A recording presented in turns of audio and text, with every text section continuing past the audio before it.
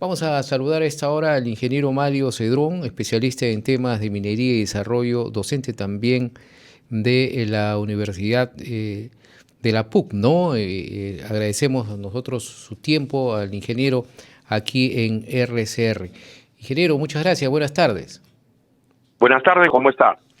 Sí, ingeniero, bueno, hay una situación preocupante respecto a este tema de la minería ilegal y sus graves efectos, por ejemplo, en Patás y otros puntos del país. Recientemente, el derribo de estas torres de alta tensión en la zona de Patás, en la Sierra de la Libertad, donde hay presencia de minería ilegal en asociación con la criminalidad organizada, pese a un estado de emergencia y se ha dicho incluso que hay la seguridad reforzada.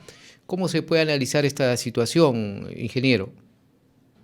Bueno, en primer lugar, lo que hay en Patás es criminalidad organizada, como ha manifestado usted, porque no solamente se trata de mineros ilegales o informales, sino se trata además de mafias como el Tren de Aragua, que ya han tomado esta zona, este territorio, y que, claro, en asociación con la minería que trabaja al margen de la ley, hay mucho dinero de por medio, logran inclusive sobornar o corromper a las autoridades que cuando van a hacer las inspecciones, por ejemplo, la Dirección Regional de Minería, que depende del gobierno regional, son pues muy laxos con estos mineros que trabajan al margen de la ley.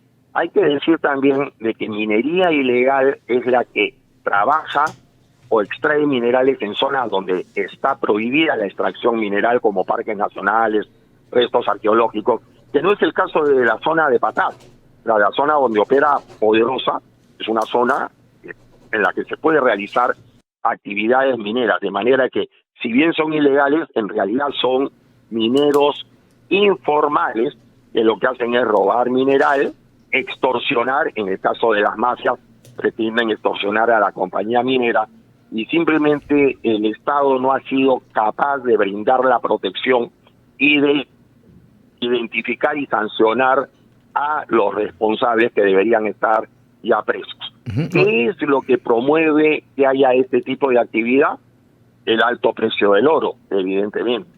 Y entonces, una de las maneras que podría haber, porque claro, el ministro de Energía y Minas ha dicho que lamentablemente pues esta minería reporta a los gobiernos regionales a través de las direcciones regionales de minería y que el ministerio ahí no puede intervenir, pero sí puede intervenir a quienes compran ese mineral ilegal, que son básicamente varias de esas 44 plantas de acopio de mineral aurífero que hay repartidas a lo largo y ancho del Perú.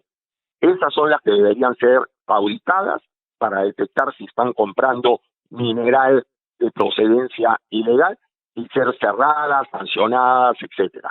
Córtele usted a estos delincuentes la posibilidad de vender su mineral y resuelve el problema.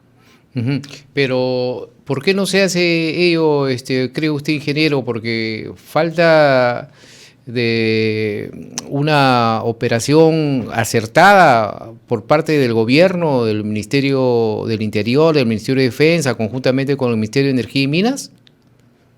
Porque no hay las estrategias y no hay la coordinación, y porque usted tiene un Congreso de la República que constantemente para renovando la prórroga, el periodo de vencimiento del famoso reinfo, que es pues la carta blanca que tiene todas estos ilegales para seguir trabajando. Justamente cuando van la policía en compañía de la Dirección Regional de Minería a intervenirlos, al final, como están inscritos en el reinfo, aunque no estén activos, les permiten continuar trabajando.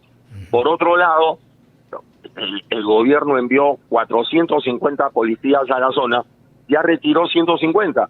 ¿Por qué? Porque no tienen con qué mantenerlos, no tienen combustible, no tienen presupuesto para poder actuar en la zona, y además muchos de ellos, tanto oficiales como subalternos, seguramente también son pues presa de las coimas que esta gente maneja. El poder del dinero es muy grande. La minería informal y legal mueve 8.000 millones de dólares al año. se mueve más que el narcotráfico. Y eso es lo que impide que se pueda poner control. Por lo tanto, hay que cambiar la estrategia y mi sugerencia es empezar por las plantas de acopio, que es más sencillo controlar. ¿Qué se tendría que reestructurar el Reinfo, usted cree, ingeniero?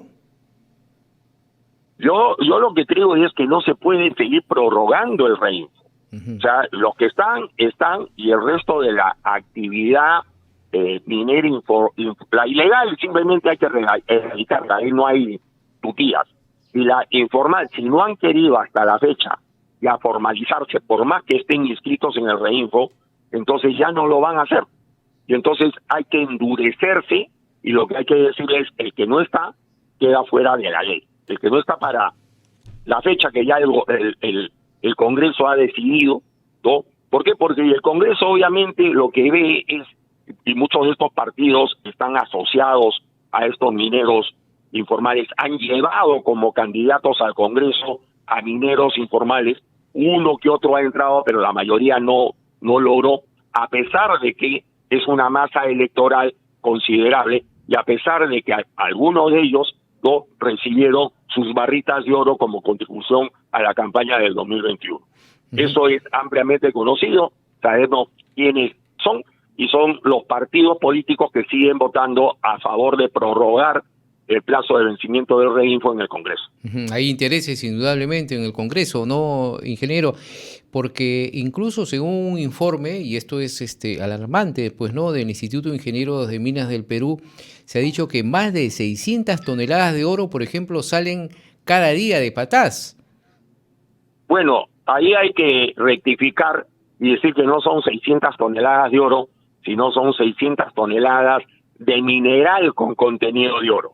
Okay. Y ese mineral va a las plantas que he mencionado, en donde es transformado en oro ya de alta pureza, ¿no? Y ese oro de alta pureza sale contrabandeado ya por las fronteras, llámese por Ecuador o por Bolivia o por Brasil, no paga impuestos y además es un robo al Estado. A ver, mire, Poderosa no es dueña del mineral que no ha extraído todavía de la corteza terrestre. Lo que tiene es la concesión, el derecho, la exclusividad para poder sacarlo. Pero mientras ese mineral permanece dentro de la corteza terrestre, no ha sido dinamitado, volado, fragmentado, es patrimonio de Perú. Poderosa es dueña del mineral una vez que lo ha extraído de la corteza terrestre. Y para eso tiene todas las autorizaciones, los permisos, etcétera. De manera que hay robo tanto de mineral ya extraído por Poderosa, como hay robo en mineral que está en la corteza terrestre, que es propiedad de todos los peruanos, y ese es lo que nos están robando al país. Ahora, ingeniero, según su criterio, ¿cree que esto lo podría cambiar el entrante ministro de Energía y Minas, el ingeniero Rómulo Mucho? Porque se ha visto que ha hablado justo de reestructurar el Reinfo, de no ampliarlo más. Hay incluso versiones que podría tener buena voluntad, ¿no? Pero para eso se requiere también el apoyo del propio gobierno. Rómulo Mucho no tiene las herramientas. Todo lo único que tienen ellos en el Ministerio de Energía y Minas es el registro Reinfo, pero quien maneja todo esto son los gobiernos regionales, porque hubo la descentralización y pasaron a manos de los gobiernos regionales las llamadas direcciones regionales de minería que antes dependían del Ministerio de Energía y Minas. Eso tiene que cambiarse, es decir, para que el Ministerio de Energía y Minas pueda hacer algo, se tiene que revertir y las direcciones regionales de minería pasar a depender de nuevo del Ministerio de Energía y Minas y ser limpiadas de funcionarios corruptos.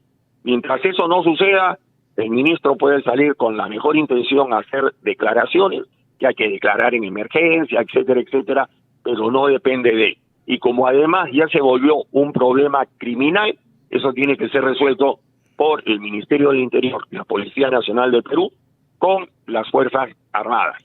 Y ahí hay el problema nuevamente de la corrupción. ¿Cómo hacemos para evitar que nuestros policías sean corrompidos por el dinero mal habido de estos mineros ilegales, o como sucede en el Braen, por el narcotráfico. El principal problema de Perú es la corrupción, y la corrupción se combate con penas, ciertamente, pero básicamente evitando la impunidad, es decir, mediante labores de inteligencia que identifiquen a los corruptos, los capturen y los sancionen. Ahora, eso depende también de tener un poder judicial limpio de corrupción. El gran problema del Perú, mi estimado José, es la corrupción. Ahora, finalmente, ingeniero Cedrón, nuevamente se ha presentado problemas porque hoy justamente en el distrito de Velille, ubicado en la provincia de Chumbivilcas, en el Cusco, ya se cumple más de una semana de un paro que ha sido declarado, ¿no? Han denominado paro seco indefinido contra la empresa minera Las Bambas.